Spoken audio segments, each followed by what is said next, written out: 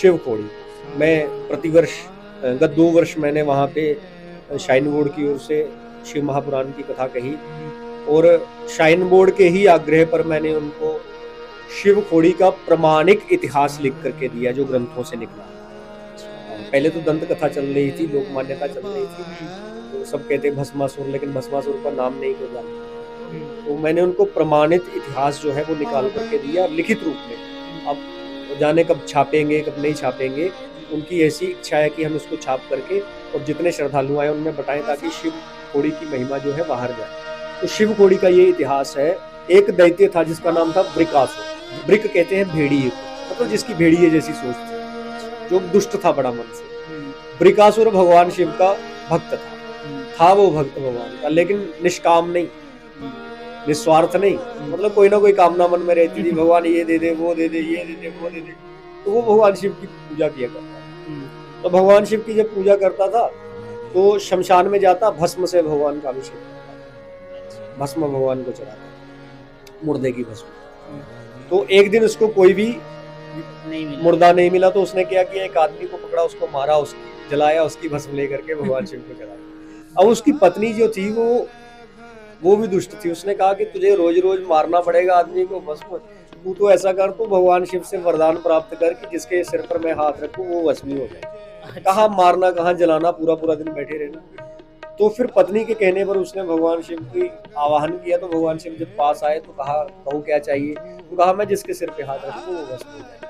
तो भगवान ने कहा एवं मस्तु। अब पत्नी ने कहा कि ये वरदान झूठा भी हो सकता है, सच्चा भी हो सकता है, तो पहले देख, तो देखो किस पे, तो सामने तो भगवान शिव है, इनके ऊपर देख। और उस समय भगवान लीला करते हुए वहां से जाने लगे और कैलाश मानसरोवर की ओर भगवान चले गए। पीछे पीछे भागता वो भी आया।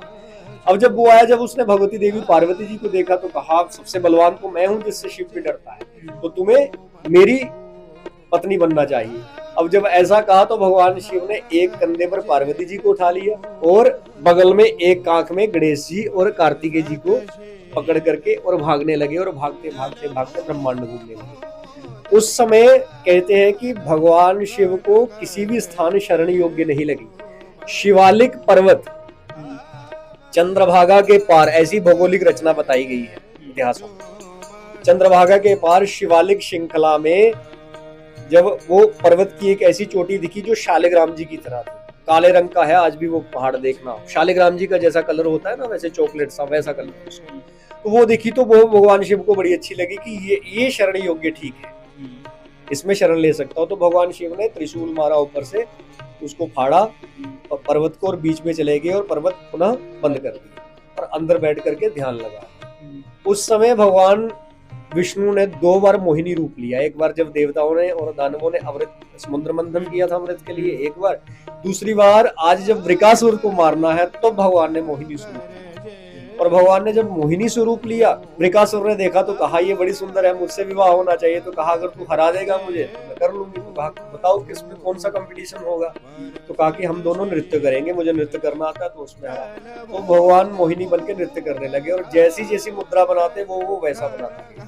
जब पूरा डूब गया नाचने में, तब भगवान ने अपना ही हाथ अपने सिर पे रख के ऐसी मुद्रा बनाई और वृकासुर ने भी अपने सिर पे हाथ रख के और वैसे ही अपने हाथ वरदान से वो भस्म हो गया। उसके बाद सब देवताओं ने कहा कि सृष्टि का क्रम रुक गया, संहार नहीं हो रहा, तो अब संहार करने वाले कहाँ हैं, उनको ढूंढो। तो उनको कौन ढूंढे?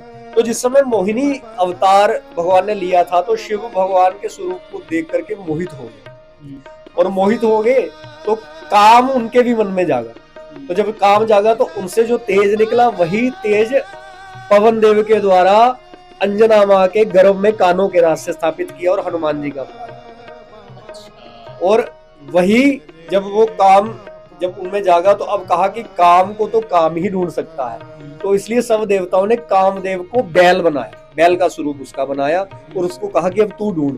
सब देवताओं ने अपनी शक्ति दी और जो आज मार्ग है ना पुराना वाला, वो कामदेव जब बना तो उसने अपने सिंगों से वो मार्ग बनाया, बैल बना और सिंगों से गुफा को तोड़ता गया और शिव तक पहुंचा। और जब पहुंचा तो वहां पे सारे देवताओं के दर्शन आपको मिलेंगे। शेष नाग कोई किसी की बात सुन ना ले, तो इसलिए उन्होंने पूरी गुफा को अपने लपेट से बंद किया।